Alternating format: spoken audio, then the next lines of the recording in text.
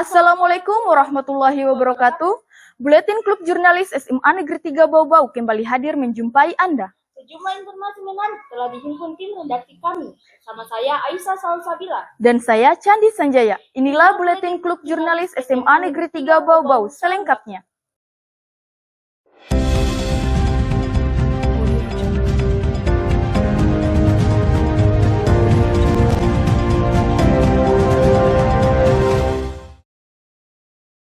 Pemirsa, sebanyak 22 mahasiswa Unidayan mengakhiri kegiatan pengenalan lapangan persekolahan atau PLP di SMA Negeri 3 Bau-Bau. Kegiatan PLP telah dilaksanakan sekitar sebulan lamanya. Penarikan mahasiswa PLP dihadiri Kepala SMA Negeri 3 Bau-Bau, dosen pembimbing dan guru pamong.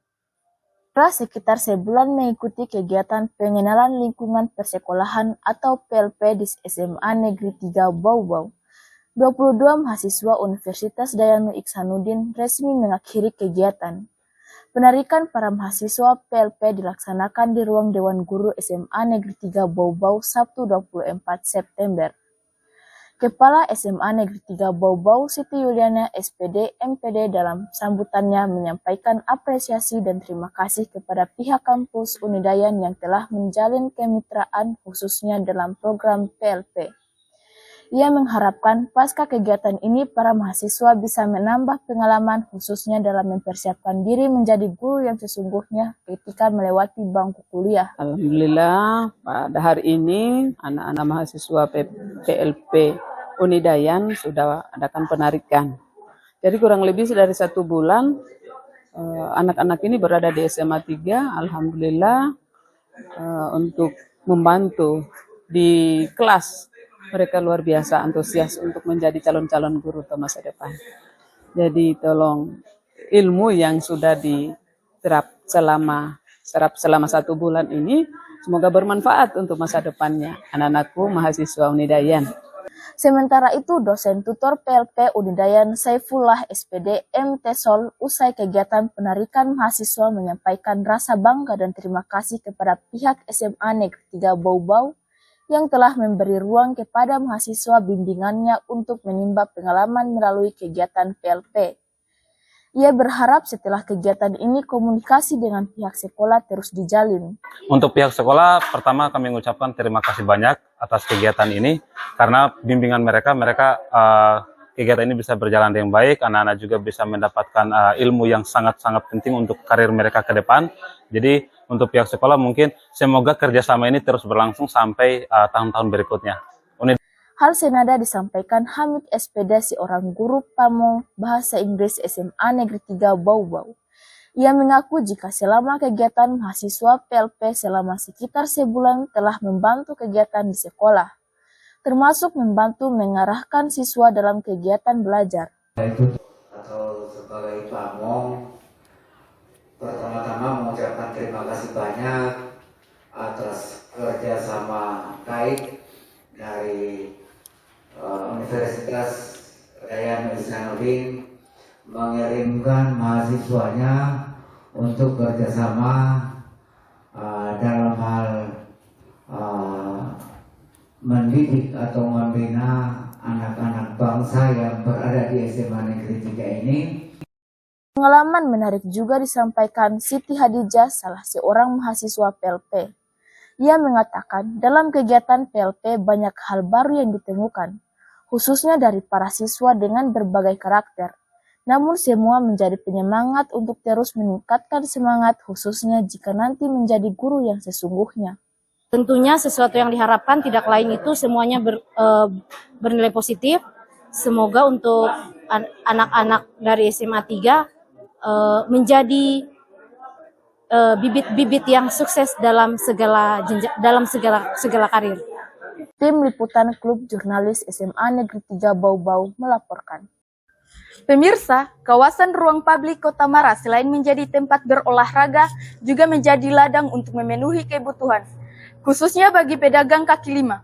Kondisi ini sudah berlangsung selama bertahun-tahun. Kawasan Kota Mara Bau-Bau saat ini telah menjadi ruang publik. Bahkan sudah mulai dipadati pelaku usaha kecil.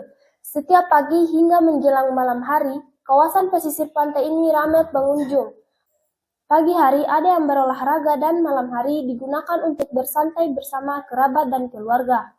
Suasana ini juga dimanfaatkan para pedagang kecil untuk menjajakan berbagai jenis makanan ringan. Salah satunya Ibu Indah, seorang penjual jagung bakar yang ada di kawasan Kota Mara. Halo guys, saat ini saya sedang berada di Kota Mara. Saya akan mewawancarai salah satu pedagang, yaitu penjual jagung. Penasaran? Ayo. Menurut Ibu Indah, sudah sekitar 3 tahun ia menjalankan aktivitas sebagai penjual di Kota Mara. Ibu dua anak ini mengaku telah berhasil menyekolahkan anaknya hingga ke perguruan tinggi. Soal penghasilan, ia mengaku tidak menentu. Semua tergantung banyaknya pengunjung. Namun Ibu Indah tetap bersemangat demi memenuhi kebutuhan keluarga. Sudah berprofesi dalam menjual jagung sudah berapa lama? Sudah tahun lebih. Kamu punya anak berapa? 2. Sekolah dua-duanya kan? Sudah kuliah. Satu di Samarinda, satu di Bandung. Tim Liputan Kelompok 1 Kelas 11 Project 1 melaporkan. Pemirsa, para petani rumput laut kembali beraktivitas. Ini telah menjadi rutinitas setiap memasuki musim timur.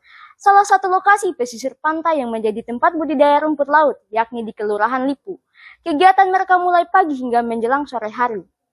Budidaya rumput laut menjadi salah satu mata pencarian masyarakat kawasan pesisir. Biasanya aktivitas petani rumput laut dilakukan pada musim timur. Salah satu tempat yang kini menjadi lokasi budidaya rumput laut yakni di Kelurahan Lipu, Kecamatan Betoambari. Halo pemirsa, saat ini saya sedang berada di Bodekom yang berada di Kecamatan Betoambari, Kelurahan Lipu. Seperti halnya di lokasi budidaya lain, para petani rumput laut mulai aktivitas sejak pagi hari hingga menjelang sore hari. Masa panen rumput laut dalam ukuran normal sekitar 2 hingga 4 minggu. Menurut petani, kegiatan ini sudah menjadi kebiasaan keluarga. Mereka melakukan kegiatan budidaya berkelompok. Para petani mengaku, kegiatan budidaya rumput laut selama ini sangat membantu biaya kehidupan keluarga. Banyak penghasilan yang Bapak dapatkan selama menjadi nelayan rumput laut seperti ini? Hanya untuk mencukupi juga kehidupan sehari-hari. Kalau kendalanya kita petani rumput laut banyak juga kendalanya. Ada kalanya berlumut, ada kalanya dia rusak. Itu yang merugikan petani juga. Itulah informasi yang kami dapatkan dari para petani rumput laut yang ada di Bonekom ini. Saya Desti Marsi Kelompok 2 dari 11 mengucapkan terima kasih dan sampai jumpa. Tim Liputan Kelompok 2 Kelas 11 melaporkan. Pemirsa, untuk melengkapi aktivitas di sekolah, para siswa membutuhkan waktu istirahat. Momen inilah yang digunakan siswa untuk menuju kantin sekolah. Di sana terdapat beberapa jenis makanan yang tersedia, berupa gorengan dan makanan ringan lainnya. Sekolah menjadi salah satu suasana yang mendukung kegiatan di sekolah. Tempat ini bahkan menjadi tempat favorit di saat jam istirahat. Salah satunya di SMA Negeri 3 Bau-Bau. Di sekolah ini ada beberapa buah kantin sekolah yang tersedia. Makanan yang disiapkan juga sesuai dengan standar kesehatan. Menurut salah seorang pengelola kantin, menu yang disiapkan berupa gorengan, mie rebus, dan makanan ringan lainnya. Ia mengaku sudah beraktivitas selama sekitar 3 tahun, meskipun sebelumnya sempat terhentikan karena masa pandemi COVID-19. Kadang kita laku, kadang tidak juga. Dan jualan apa saja diminati oleh siswa-siswi yang ada di sini? Ya gorengan, sama es, sama Indomie. Itu saja. Banyak makanannya bermacam-macam dan sangat murah. Kehadiran kantin sekolah sangat bermanfaat bagi siswa, utamanya saat jam istirahat berlangsung. Selain melepas lelah di lapangan, para siswa juga memanfaatkan waktu mengunjungi kantin sekolah. Tim Liputan Kelompok 3 Kelas 11 Project 1 melaporkan. Pemirsa, Kampung Tenun Sulaa menjadi sentra produksi kain tenun tradisional Buton. Di sini, para pengrajin sebagian besar adalah kaum wanita dan ibu rumah tangga. Kegiatan ini telah membantu mereka untuk memenuhi kebutuhan keluarga. Berikut liputannya.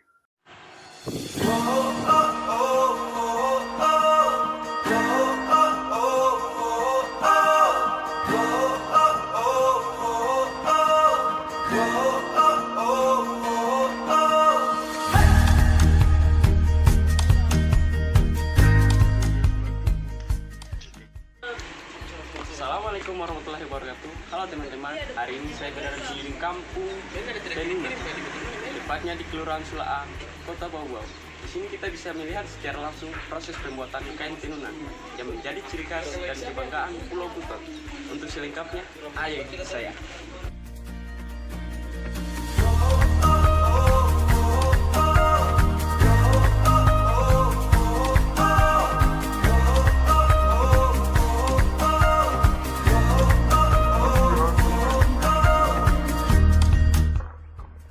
Kampung Tenun dahulunya menjadi pusat produksi tenun khas Buton.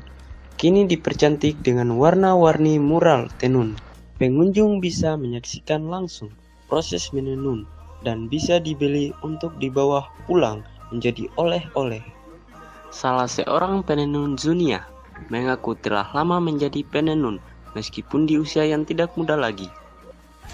Halo teman-teman, di belakang saya terdapat proses pembuatan kain tenunan secara tradisional yang dilakukan oleh masyarakat Sula'a. Kira-kira berapa proses pembuatan kain tenunan? Ini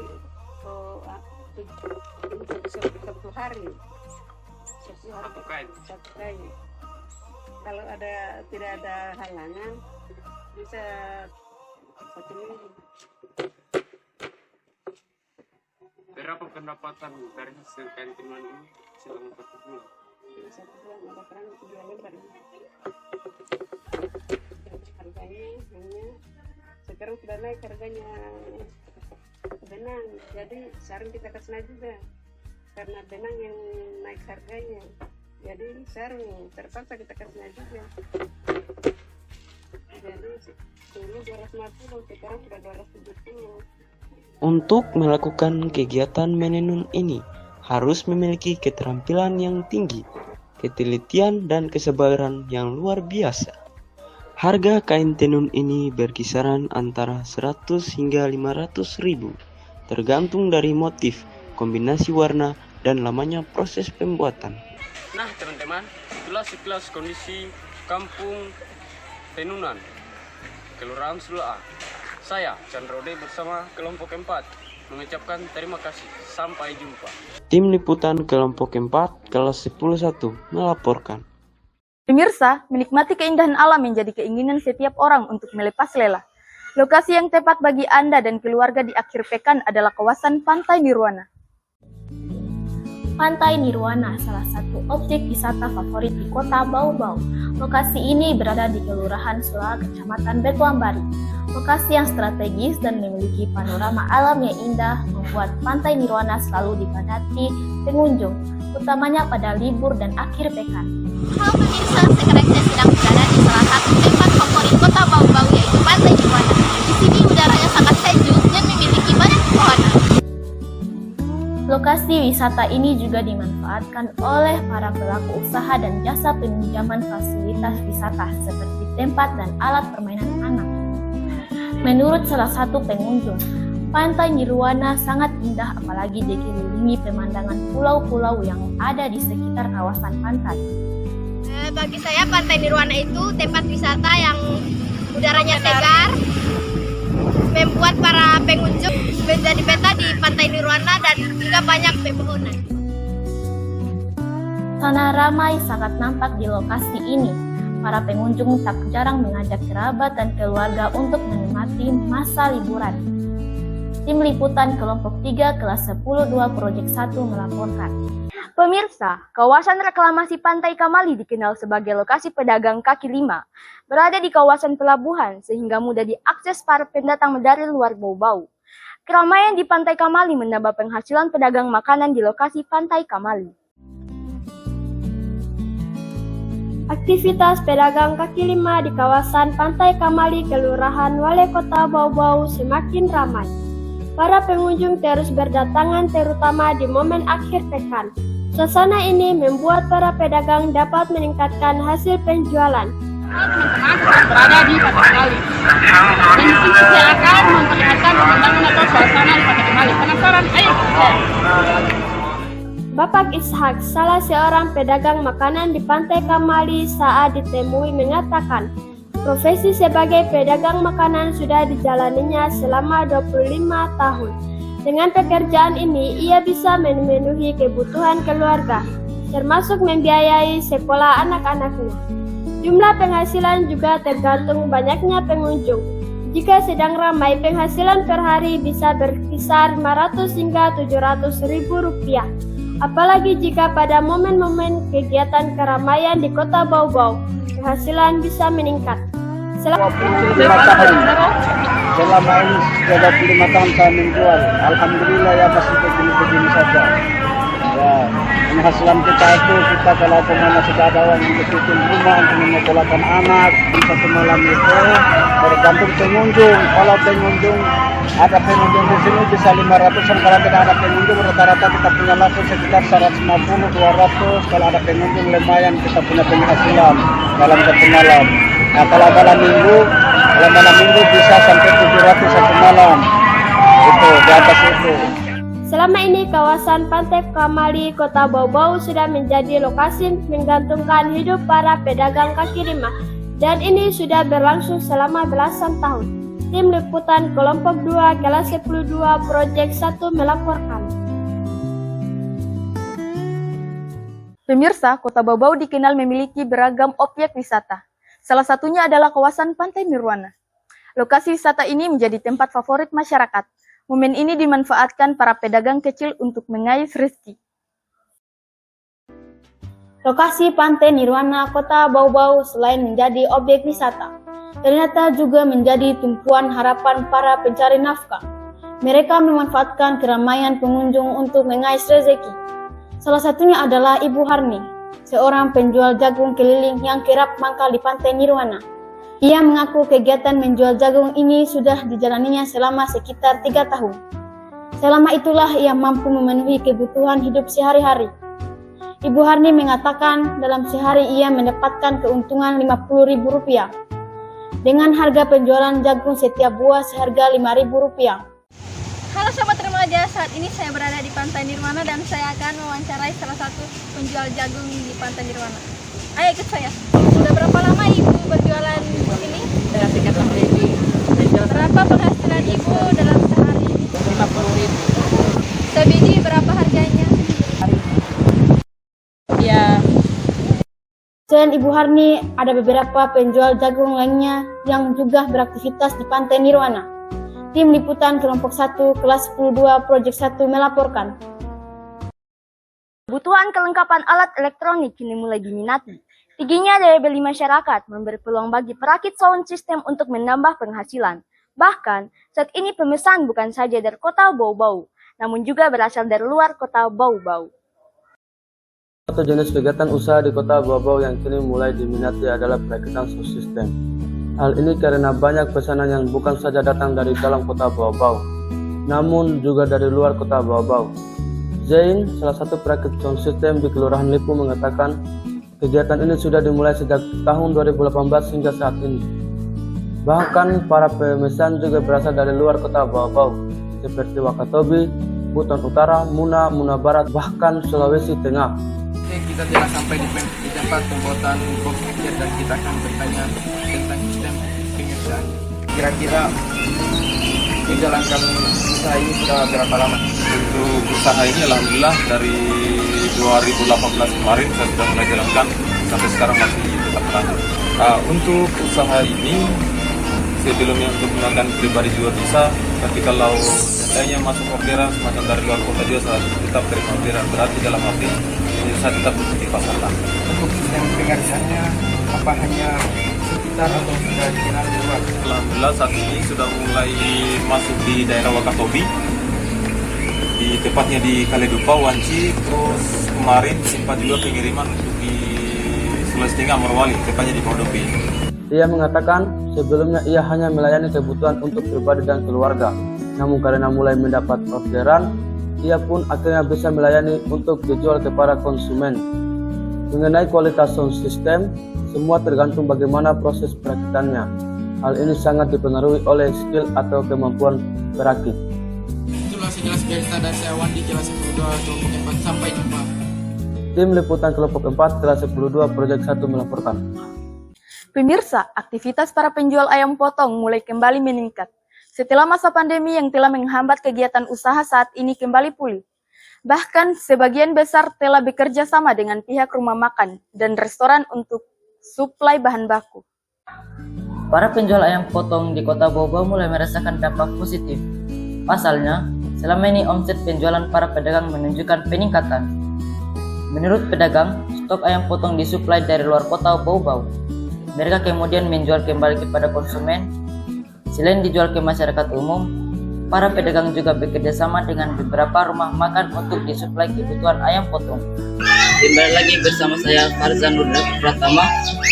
Di sini saya berada di tempat penjual ayam potong. Saya akan mewawancarai penjual ayam potongnya. Sudah berapa lama saya berjalan? Sudah berjalan 5 tahun. Berapa modal yang Ibu keluarkan per hari?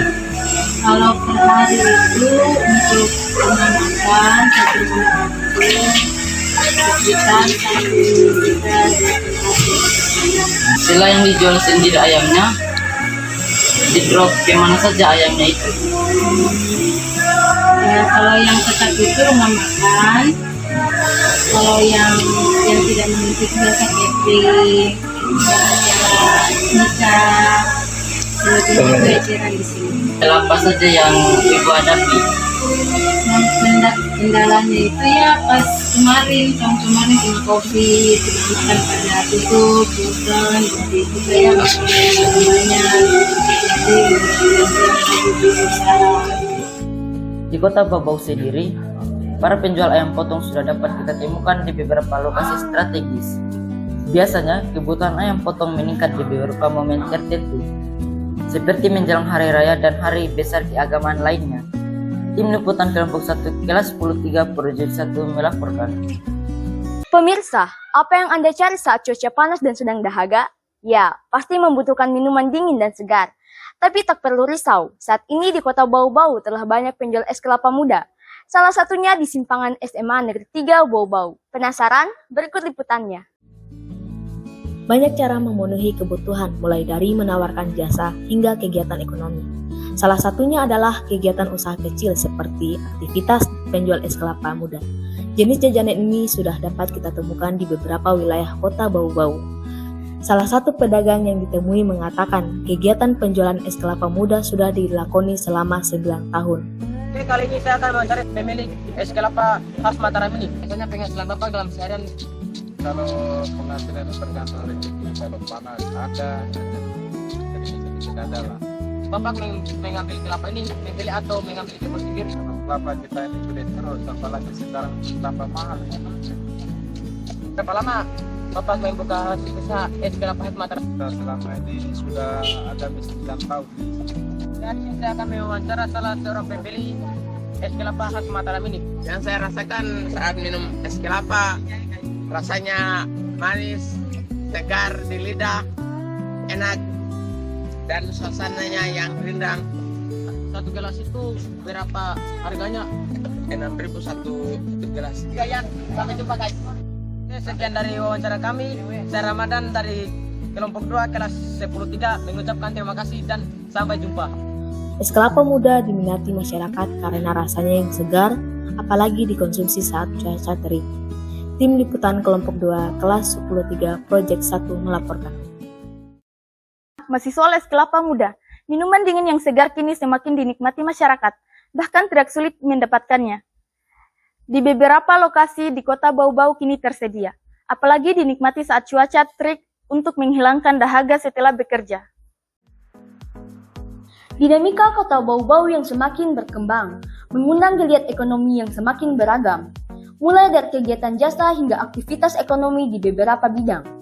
Masyarakat memanfaatkan momen ini untuk mengais keuntungan. Salah satunya para penjual es kelapa muda. Mereka mulai menjajakan es kelapa muda dengan memilih beberapa lokasi strategis.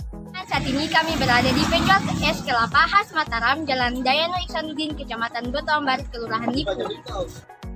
Kehadiran penjual es kelapa muda ini disambut antusias oleh peminat. Bahkan, mereka mengaku rutin mengkonsumsi es kelapa muda. Terlebih jika cuaca panas. Kami mewawancarai salah satu pembeli dari es kelapa khas Mataram. Bagaimana pendapat Anda tentang es kelapa khas Mataram ini? Rasanya enak, manis, dan harganya juga terjangkau, hanya Rp6.000. Di sini juga sangat dekat dengan wilayah tempat tinggal saya, jadi bisa langsung mampir saja ke sini. Dan di sini ini es kelapanya sangat enak jika kita minum siang hari dengan panas seperti ini, jadi rasanya segar. Untuk diketahui, selain es kelapa muda, banyak kegiatan usaha kecil lainnya yang kini mulai membanjiri kota Bau-Bau. Tim Liputan Kelompok 3, Kelas 10-3, Project 1 melaporkan. Salah satu jenis minuman segar yang juga tak kalah banyak peminat di Bau-Bau yakni es teler dan pisang hijau. Ingin mendapatkan dua jajanan ini? Mungkin tempat ini sangat recommended untuk Anda. Berbagai kegiatan ekonomi menjadi pilihan masyarakat sesuai kondisi yang dialami. Tentunya menyesuaikan dengan keadaan dan peluang di sekitar lingkungan tempat tinggal. Menurut salah satu pedagang makanan dan minuman siap saji yang ditemui mengaku selama beraktivitas ada 3 jenis yang dijual yakni es teler, sup ubi, dan pisang hijau. Ketiga jenis jajanan ini sangat diminati pengunjung.